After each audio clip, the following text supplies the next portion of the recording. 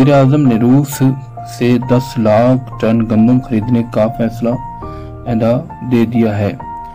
حالیہ سیلاب کی وجہ سے پاکستان کو خوراک کی کمی پوری کرنے کے لیے لاکھوں ٹن گندم درآمد کرنا پڑ سکتی ہے۔ ہم شاید روس سے 10 لاکھ ٹن گندم درآمد کریں، اس میں کوئی اعتراض کی بات نہیں۔ شہباز شریف کا غیر ملکی خبرساں ایجنسی کو انٹرویو۔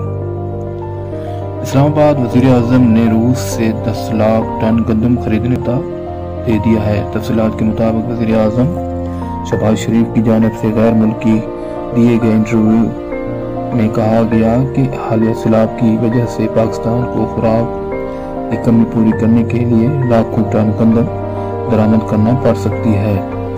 ہم شاید روس سے 10 لاکھ ٹن گندم درآمد کریں، اس میں کوئی اعتراض کی بات نہیں۔ وزیر اعظم نے کہا موسمیاتی تغیرات کی وجہ سے پاکستان کو سیلاب کا سامنا ہے، جس سے 3 کروڑ 30 لاکھ سے زائد افراد متاثر ہوئے ہیں۔ 3 ماہ کی سیلابی تباہی سے پاکستان کی معیشت 30 ارب ڈالر سے زائد کا نقصان پہنچا ہے۔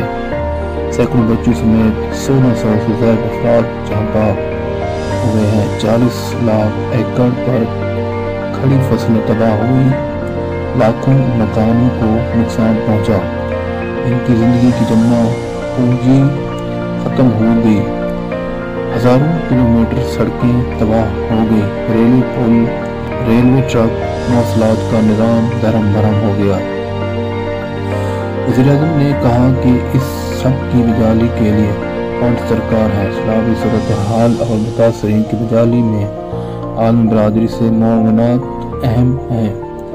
عالمی برادری سے سیلاب متاثرین کی بحالی کے لیے ہماری مدد یقینی بنائے۔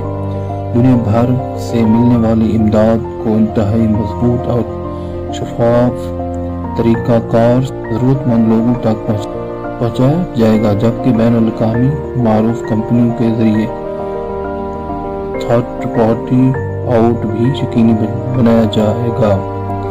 شہباز شریف نے کہا کہ اقوام متحدہ کے سیکریٹری جنرل نے میری ڈنرز کی عالمی کانفرنس بلانے کی تجویز پر اتفاق کیا، تاہم اس حوالے سے بھی کوئی حتمی بات نہیں ہو سکی، جبکہ IMF اور ورلڈ بینک کے اعلیٰ حکام سے ملاقات میں سیلاب کی صورتحال بہتر ہونے تک پاکستان کے ذمہ واجب القرضوں کی ادائیگی اور دیگر شرائط کو مؤخر کرنے کی اپیل بھی کی ہے۔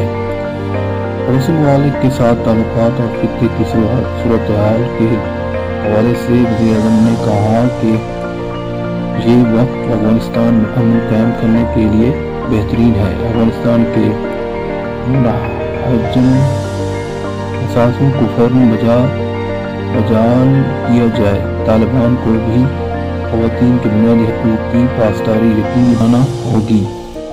بھارت کے ساتھ تعلقات کے حوالے سے انہوں نے کہا کہ دنیا پر واضح ہو گیا ہے کہ پاکستان بھارت کے ساتھ پرامن تعلقات کا خواہاں ہے، تاہم اس کے لیے مودی سرکار کو 2019 کے بعد کے اقدامات کو تبدیل کرنا ہوگا۔